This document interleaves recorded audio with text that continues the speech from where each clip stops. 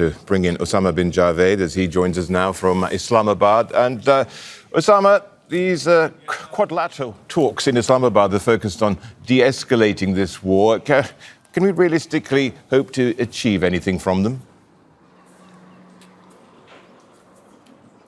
Well, that is exactly the hope that is with all of these foreign ministers who've arrived. There's been a flurry of diplomatic activity in the last few hours where we've seen the foreign ministers of Egypt, Turkiye and Saudi Arabia here in Islamabad. They have been talking on bilateral terms with the foreign minister of Pakistan, and now this Quad meeting is underway. This is a format which was made into a negotiating format, essentially, to pave way for talks between the Americans and the Iranians. There are expectations that they will be able to find some sort of an off-ramp, but so far it is just paving the way for it. They're getting all sides to agree, giving the demands of the Americans to the Iranians and vice versa. To discuss that further, we're joined by Ambassador Asif Durrani, who is a former ambassador of Pakistan to Tehran. You've been in Iran since the 1990s, and you've served there as an ambassador in the early 2000s. Tell me, what gives you hope that this meeting could pave way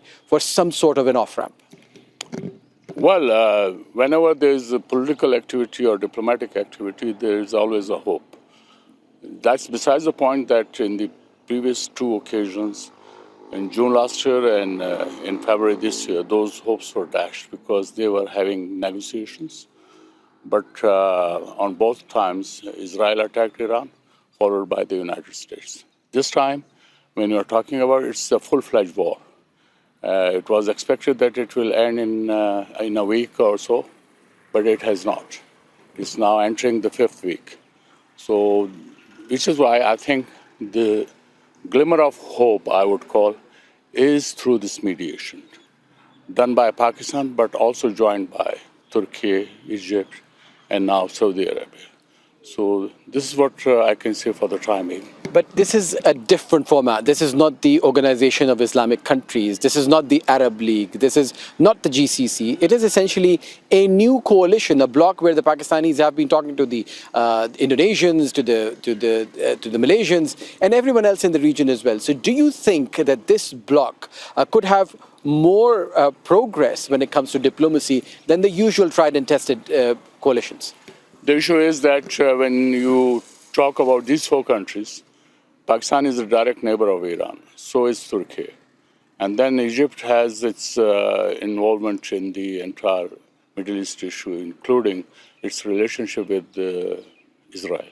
And Saudi Arabia is also a stakeholder and also represents the collective wisdom of Gulf states. So I think this is a particular situation in which the OIC, yes, technically should have been there as one voice. But unfortunately, it is not coming forward. But right now, what we are seeing is the initiative by the regional countries in which Pakistan has taken the initiative. This is coming as there has been the clouds of war accumulating over this region. There's an amassing of US troops, US hardware, where the Iranians are warning of a ground offensive that the US is preparing for. In your experience, because you've dealt with Iran as it grew into the military power that it has become, do you think that it is going to be a feasible regime change or occupation if there is a ground offensive? And what dangers does it pose for the region? I think this issue of regime change has been very much there from day one when the Iranian Revolution took place. But somehow it could not succeed. And if you see last year's attacks, again, the purpose was the regime change. And now again, it was an internal dispute on currency crisis in Iran. And you have seen the results that the United States tried to lure it towards regime change. Israel is, in fact, is the beneficiary if anything happens to Iran.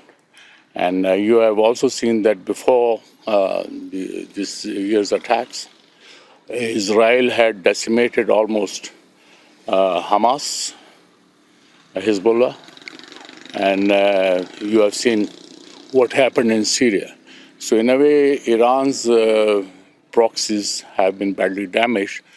But they may be down, but they are not out, especially when you talk about Houthis, when you talk about Hezbollah, and even Hamas is still very much there.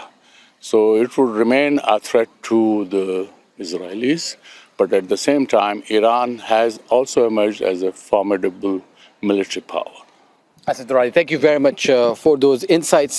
And that is essentially the view from various diplomatic circles. Yes, Pakistan has been able to secure a 20-ship cargo from the Strait of Hormuz. Pakistan is making strides to try and bridge the gap between these two sides.